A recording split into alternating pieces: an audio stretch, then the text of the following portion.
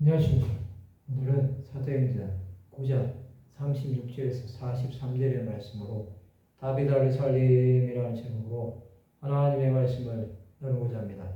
본 말씀은 요바에 다비다라는 여제자가 있으니 그 이름을 번역하면 도르가라. 선행과 구제하는 일이 심히 많더니 그때 병들어 죽음에 시체를 씻어 다락에 누이니라.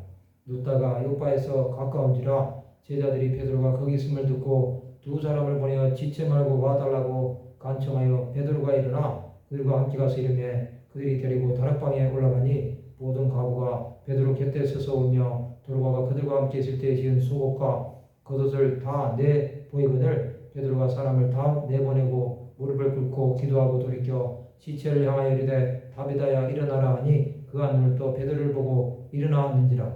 베드로가 손을 내밀어 일으키고 성도들과 가부들을 불러들여 그가 살아난 것을 보이니 온 요파 사람이 알고 많은 사람이 주를 믿더라. 베드로가 요파에 여러 날 있어 시몬이라는 무두장의 집에서 머무니라. 요파는 아름다움이란 뜻입니다.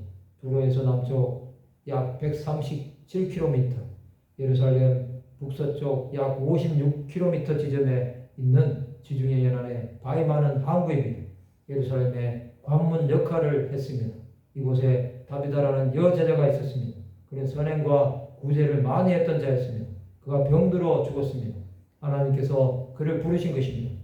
사람들이 시체를 씻어 다락에 뉘었습니다. 그들은 장례 절차를 다 진행했습니다. 그러나 그들은 다비다를 무덤에 장사하지 않았습니다. 그것은 베드로가 눕다 있다는 소식을 들었기 때문입니다.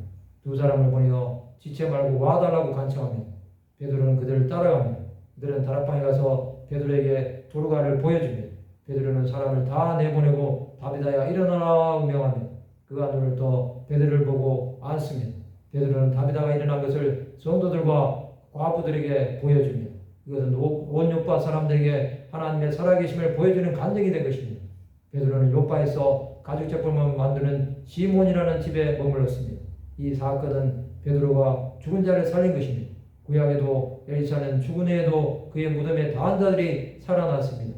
열왕기하 13장 21절에 보면 마침 사람을 장사하는 자들이 그 도적대를 보고 그의 시체를 엘리사의 묘실에 들이던짐에 시체가 엘리사의 뼈에 닿자 곧 회생하여 일어서더라. 하나님의 역사는 죽은 자들을 살리심으로 복음이 전파되게 하십니다. 베드로는 초대교회의 대표적인 지도자입니다. 그가 기적을 일으킴으로 복음이 전파되어야 할 필요가 있었습니다. 베드로는 사명에 충성함으로 하나님의 뜻을 이룬 것입니다. 초대교회에 기적이 많이 일어난 것은 급속도로 복음이 전파되어야 했기 때문입니다. 성도 여러분, 죽은 자가 살아나는 것은 하나님의 뜻을 이루기 위한 것입니다. 지금의 시대도 죽은 자들이 일어나 하나님의 영광을 나타내는 자들이 있습니다. 이것은 마지막 시간이 얼마 남지 않음을 그들을 통해서 말씀하시는 것입니다. 우리는 때가 될 때까지 복음을 전해야 할 사명이 있습니다. 이것은 우리에게 주신 하나님의 뜻입니다. 이 뜻에 순종하는 자들이 되어 주의 뜻을 이루시기 바랍니다. 말씀을 마치고자 합니다. 죽은 자를 살리심을 믿음으로 복음을 위해 끝까지 달려나가는 하나님의 백성들이 되시기를 주님의 이름으로 축원합니다.